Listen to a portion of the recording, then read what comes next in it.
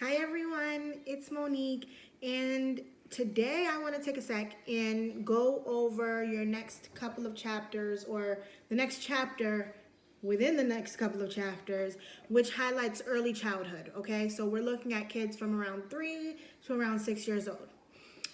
This is going to be chapter 7 and 8 for you guys, and today we're going to get started, or in this video, we're going to do chapter 7.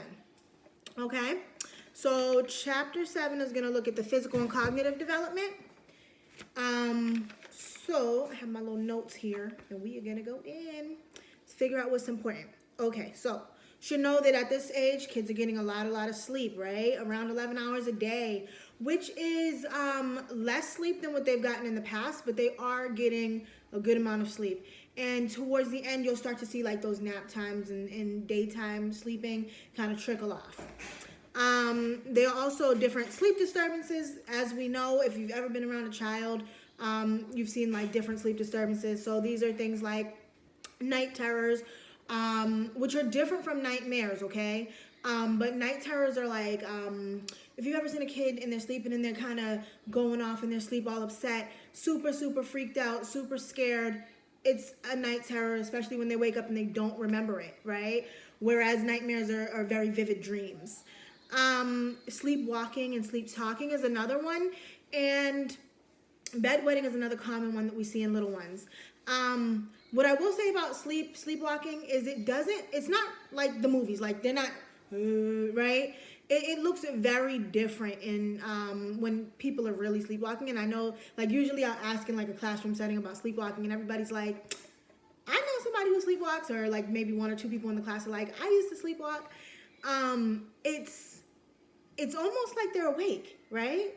And it looks very different. But it can be dangerous, so it's always important to guide sleepwalkers towards safety if you ever see somebody, especially a child, and they're sleepwalking. So the brain's getting bigger by as they get older, right? So by age 6, they're gonna have 90% of that adult brain size. So that's why you see little kids and they got the big old heads, right? They're growing and they're developing, and it's wonderful. In terms of homelessness, statistically, it's on the rise. So we see about 1 in 30 children. What I want to talk to you guys about, though, is what do you think of those numbers, right? I have my own opinions about 1 in 30, but that's what we have here.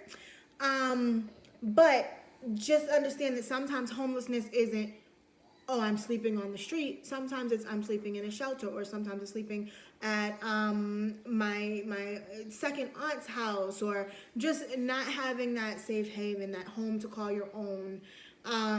It can look very different. So don't always think like when I say certain things like food insecurity or homelessness or different things like that, I'm not always talking. It's not always the first thing that comes to mind. So we're starting to get into theorists, right? Remember we touched on Erickson a little bit and stuff like that. We're going to talk about Piaget today. Piaget highlighted that at this point, children are in their pre-operational stage. And this is when they start to use symbolic thought a little bit more, and they start to have like mental representations and certain mental maps and understand things in a different way. So they understand space a little different. So sometimes they can look at like maps and understand like scale almost, right? Even looking at pictures and understanding certain things. Like a little kid will look at like a round circle. Actually, let's take this for instance. Look at that, and somebody say, "Oh, well, what's that?" Right? Somebody can say, "Oh, it's just some paint thrown on a whatever," and somebody else might say, "Oh, it's a flower." Right? What makes that a flower? Is it the shapes, like how it comes together? Like children are starting to understand things like that. Like, to be honest, I mean, I've never seen a flower outside that looks like that, like a red sun. No, right? But we look at that and we know, oh, it's a flower. I've also never seen a flower and it's just a quarter, like that, right? So they're starting to understand things, even causality. If I push this, it will fall, right? Understanding identities. Even looking at like the fact that people are going to stay the same even if their identities have changed. So like for instance, you come in the house and you have a new haircut, but you're still the same person, right? Also understanding how to categorize things, right? Like you see a lot of little kids with those categorization toys where they're maybe separating things by color or size or things like that. Even counting, understanding numbers and how they work. Another thing that we're going to highlight, and I'm actually going to put some videos of certain aspects of the minds that aren't developed. Like we have like centration, and this highlights how children focus on one thing over another, or decentering, which is when children are able to think simultaneously about different aspects of a particular situation. Egocentrism is the inability to consider another person's point of view. And again, I'm going to put up some videos so you guys can see all of this. Conservation, understanding equal volumes, even though things might look different. So like you always see like the cups where one is like short and fat and the other one is long and skinny, and they move the juice from one side to the other. That is what that is like. So children not necessarily being able to understand like that the taller one doesn't necessarily have more, right? Irreversibility is the idea of not understanding things that can go like back and forth and back, right? And still be the same thing. Yeah, like I'll tell you guys a conservation story. I tell this in all my classes, so you guys are gonna get it too.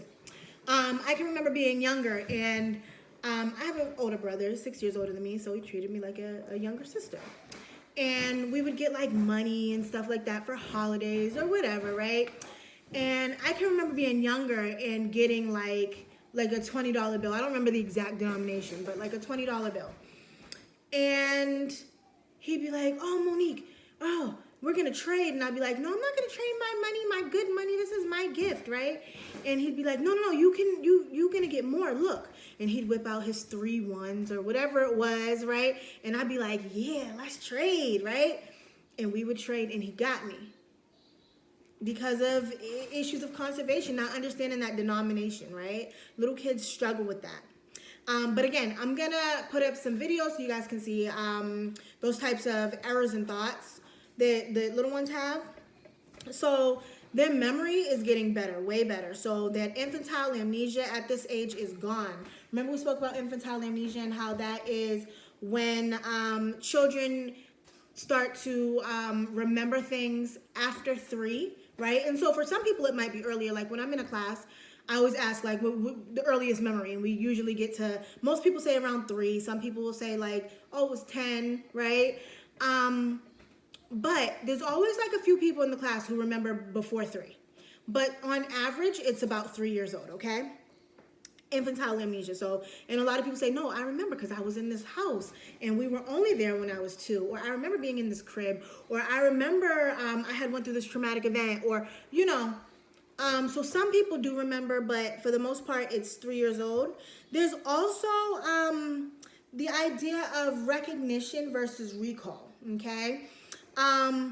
They're exactly what they sound like. So recognition is when you're able to recognize something that you've encountered before, and recall is when you have to go in your memory and actually retrieve the information and reproduce it. So I always tell people, think of it like a police lineup, right? So, or when, like if you're giving a description to the cops, something like that. So the police lineup would be like recognition. Like you have a lineup of people and you have to say, yes, this is the individual who did blah, blah, blah, right? Recall on the other end is more like if you are describing someone to a sketch artist, right? Another example is short answer and essay questions, which would be like recall, like you have to go in and get it, versus multiple choice, which is like recognition, right? So I also wanted to acknowledge that emotions affect memory. And usually how unique the situation is, or how emotional, or what kind of an impact it has, or how much the person was participating, they tend to have a better memory. Like I always tell, at this point in the class, I usually tell the students, hey, listen, have you ever been around somebody who had a seizure, right? Because that's a very emotional and like shocking experience if you've never been exposed to that, and then you are. And students are usually able to remember exactly what year or what time of year it was, right? Whether it was light or dark, what they were wearing, all these things that maybe they might have not have remembered. Like if I asked them, okay, so what was you wearing last Thursday? And it's like, what? Well, I must have been wearing, right? So it's emotions will draw out that effect on memory, but you have to be careful with those too, because sometimes they create false memories. So, but that's again something we're gonna get to in the future.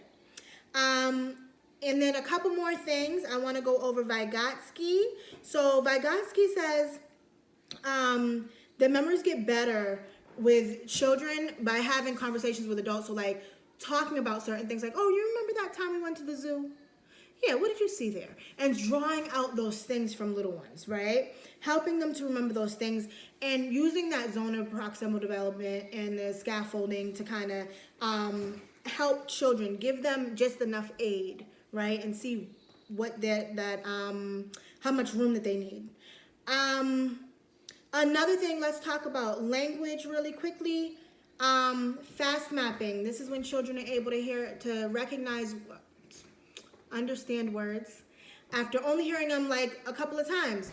We see this all the time with little ones. This is why people call them sponges. Like, oh, little kids are like sponges. They pick up everything. Yes, they are. They're fast mapping. You say something around them once or twice and don't let it be a cuss word, because the child is going to go on and on and on about it, right? And they never forget it. Also, let me see, what's next? Using different forms of words. Sometimes children struggle, and that is okay. You just have to work with them on correcting it. But understanding, especially in English, we have words that are irregular, that don't necessarily fit into the standard, right? So like, for instance, ed is how you make something past tense. But if you held something, you didn't hold it, right? So there, you see those type of errors. Another communication thing that we see with kids that are this age is like the difference between pragmatics and social speech, which is when you're basically identifying who your audience is and speaking to them as if you want to talk to them. For instance, you would not go up to your boss and be like, raise time right now, I want it, and think that you're gonna get it, right?